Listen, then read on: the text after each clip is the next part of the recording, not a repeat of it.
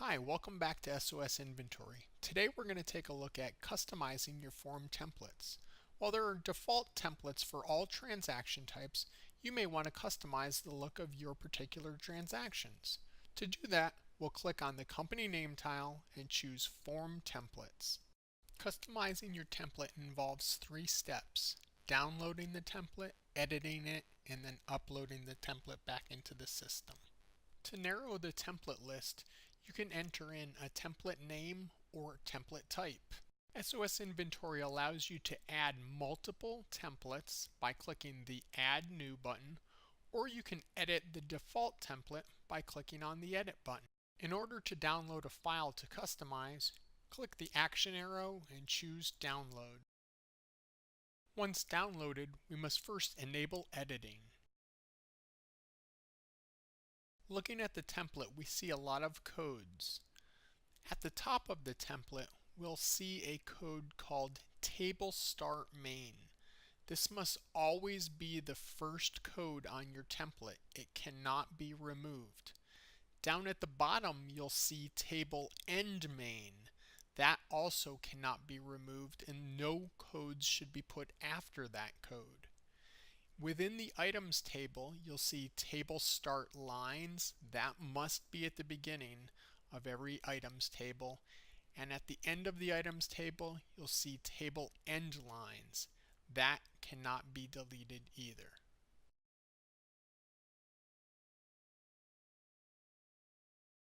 One of the most common reasons to customize forms is getting your logo and company header to look exactly as you like. As you can see at the top, there are codes that will pull your logo and company header from the system, but if you want it to look a little bit differently than how SOS puts it onto your form, then you can just remove that and add your logo and header as a picture and text. We'll click Insert, choose Picture, and then choose the logo. We're going to have to reduce the size a little bit. Once we have it the size that we want, we can go ahead and put in our company header as well. When you enter it in as text, you have a lot of control how it looks. You can justify the text as you want, you can make things bold, and you can even make the text larger. Based on where we've placed our logo and company header, it's only going to show up on the first page. If we'd like it to show up on every page, we'll have to place our logo and company information in the header area. So after deleting the logo and company header from the main body, we'll insert it into the header area. We'll first get the cursor off to the left. Next, we'll insert our picture into the header area. Once again, we'll have to resize it. Using the Layout Options button, you can choose how you want the text you enter to interact with the logo that you've placed in.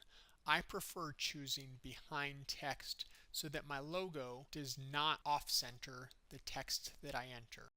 Based on the size of your logo, you may have to change the size of the header area.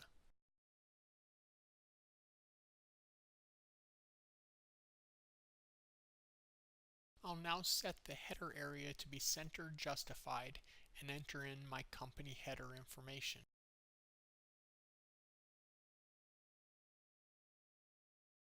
Again, I can use the tools within Microsoft Word to set some text as bold and even enlarge the size of the text.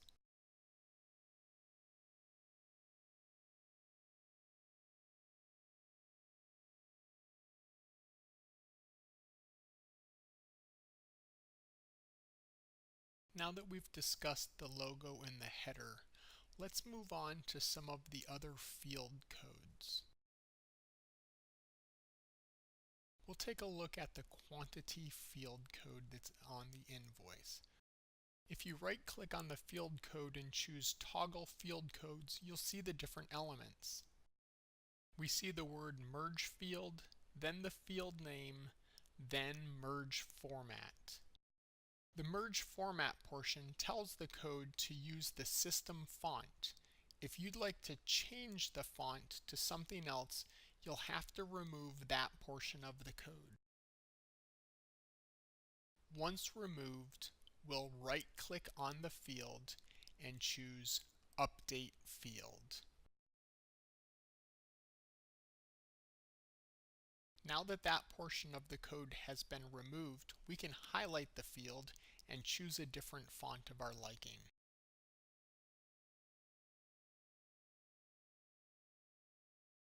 There may be other data points that you wish to place on your form template that you just don't see. To obtain a listing of all the field codes that can be added to your form templates, please email support@sosinventory.com. For this example, I'm going to add the total quantity field. I'll highlight that field on my master list and copy it, and then go to my template and simply paste that in underneath the quantity.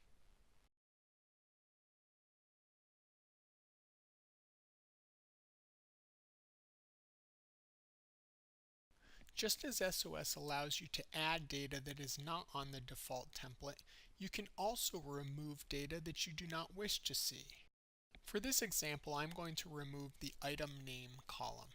This may be useful if your item name is only an internal number. In order to remove that column, we'll go ahead and highlight it and then right-click and choose Delete Columns. However, before we delete this column, remember, table start lines must be at the beginning of the data, so we'll have to move that from this column over to the next column, which will remain. Once that is done, we can then delete the column that we don't need. With the column removed, some resizing may need to be done.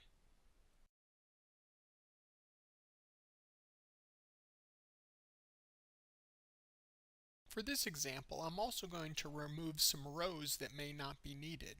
For those rows of data that you wish to delete, you can just highlight the entire row and delete it.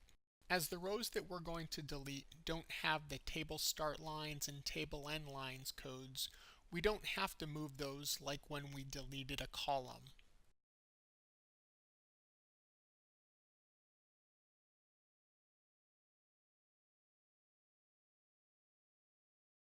If you've added custom fields within SOS, this data can be added to your template as well. Going to the Custom Fields page, you'll see that I've created a custom field called Coupon Code. You'll need to note the exact name of your custom field. Going back to our template, we'll add that custom field code to the template. The placement of the code is important. Remember, no data can be entered after the table end main. The easiest method of placing your custom field code on the template is to start with an existing field, copy it, and paste it elsewhere on the template. For this example, I'll first write a message and then insert the code. After I've typed my message, I'll just paste the code that I copied. Next, I'll have to right-click on that code and choose Edit Field. Remembering the name of that custom field, I will change the field name to match that name.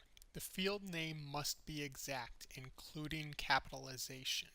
Once done, I'll click OK, and notice my field code has changed to match the name of my custom field.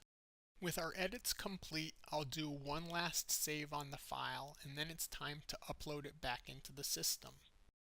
To upload, we'll have to go back to our Form Templates page, and we'll narrow the list once again to find that invoice template. We'll click Edit next to the template, and then navigate to our file.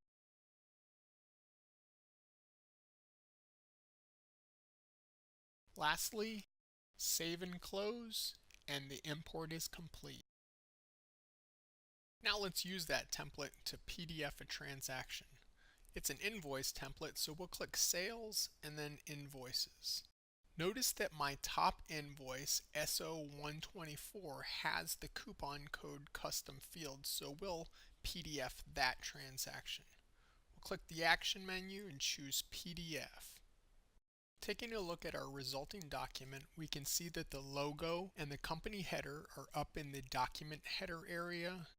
The item name column is removed, the quantity is a slightly different font, and the total quantity is added, and that the coupon code custom field is added at the end. If you have any questions, please contact us at support@sosinventory.com. Have a great day.